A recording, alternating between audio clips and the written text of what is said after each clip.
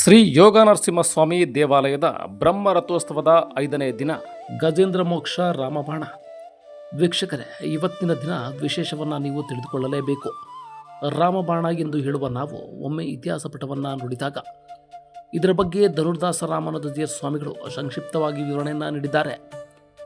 ಅಗಸ್ತ್ಯ ಋಷಿಗಳ ಶಾಪದಿಂದ ಹಾನಿಯಾದ ಗಜೇಂದ್ರನನ್ನು ಮೊಸಳೆಯಿಂದ ರಕ್ಷಿಸಿ ವಿಷ್ಣುವು ಮೋಕ್ಷ ಕರುಣಿಸಿದ ದಿನ ಇದು. ಅಹಂಕಾರ ತ್ಯಜಿಸಿ ದೇವರನ್ನು ನಂಬಿದರೆ ಕಷ್ಟಗಳು ದೂರಾಗುತ್ತವೆ ಎಂಬ ಸಂದೇಶ ನೀಡುತ್ತದೆ.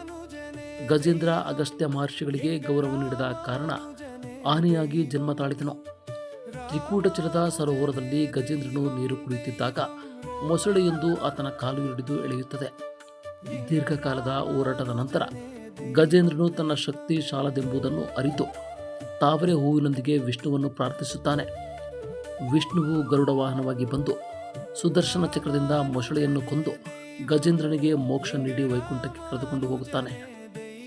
ಹಾಗಾಗಿ ಈ ದಿನವನ್ನು ಕೊಳದಲ್ಲಿ ಆಚರಣೆ ಮಾಡುವುದರಿಂದ ಸಕಲ ಸಂಕಟಗಳು ದೂರಾಗಿ ಮಾನಸಿಕ ಶಾಂತಿ ಮತ್ತು ಪಾಪ ವಿಮೋಚನೆ ಆಗುತ್ತೆ ಎಂದು ನಂಬಲಾಗಿದೆ.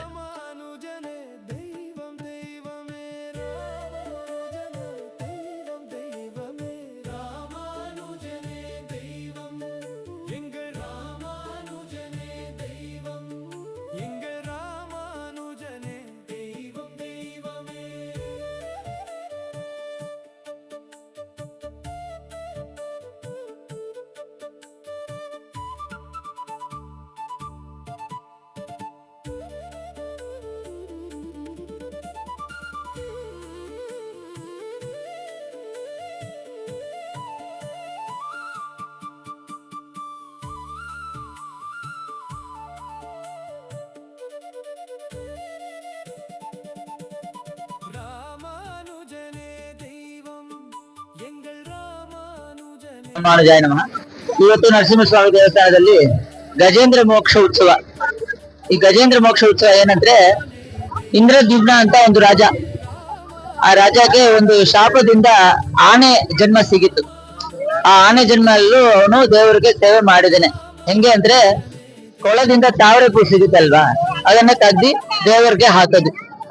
ಒಂದ್ ದಿವ್ಸ ಏನಾಯ್ತಂದ್ರೆ, ಒಂದು ಮೊಸಳು ಅಂತೆ ಅಂದ್ರೆ ಕ್ರೋಕಡೈಲ್ ಅವನನ್ನ ಹಿಡಿಕೊಂಡು ಬಿಟ್ಟಿಲ್ಲ, ಕಚ್ಕೊಂಡು. ಅವನು ದೇವರ ಹತ್ರ ಪ್ರಾರ್ಥನೆ ಮಾಡಿದಾನೆ, ನನಗೆ ಏನ್ ಬೇಡ, ಈ ತಾವರೆ ಹೂವನ್ನ ತೆಗ್ದಿದಲ್ವಾ, ಇದನ್ನ ನಿನ್ ಪಾದಗಳಲ್ಲಿ ಹಾಕ್ಬೇಕು, ಅಷ್ಟೇ ಸಾಕು ನನಗೆ.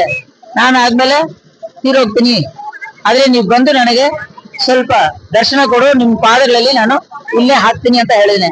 ಆಗ ಆ ಪರಮಾತ್ಮ ಶ್ರೀಮನ್ ನಾರಾಯಣ ದೇವರು ಗರುಡ ವಾಹನ ಮೇಲೆ ಸಾಕ್ಷಾತ್ ಬಂದು ಅವರ ಚಕ್ರದಿಂದ ಆ ಮುಸಲನ್ನ ಕೊಂದು ಇವನಿಗೆ ವಿಮೋಚನೆ ಕೊಟ್ಟಿದ್ರೆ, ಮೋಕ್ಷ ಕೊಟ್ಟಿದ್ರೆ, ಅದೇ ಗಜೇಂದ್ರ ಮೋಕ್ಷ ಅಂತ ಹೆಸರು. ಅದನ್ನ ನೆನಪಲ್ಲಿ ಇಟ್ಕೊಂಡು, ಒಂದು ಆನೆಗೆ ದೇವ್ರು ಮಾಡಿದ್ರೆ ಅಂದ್ರೆ ನಮ್ಮ ಮನುಷ್ಯ ಜನ್ಮಕ್ಕೆ ಮಾಡೋದಿಲ್ವಾ, ಅಷ್ಟು ನಂಬಿಕೆ ನಮಗೆ ಬರ್ಬೇಕು ಅಂತ ಈ ಪುರಾಣದಲ್ಲಿ ಬರುತ್ತೆ. ಅದನ್ನ ನೆನಪಲ್ಲಿಕೊಂಡು ಈ ತರ ಒಂದು ಕೊಳದಲ್ಲಿ ಈ ಗಜೇಂದ್ರ ಮೋಕ್ಷ ಉತ್ಸವ ಮಾಡೋದು, ಇದೇ ಐತಿಹಾಸಿಕ ವಿಷಯ, ಪುರಾಣ ವಿಷಯ. ಶ್ರೀಮತೆ ರಾಮಾನುಜಾಯ ನಮಃ.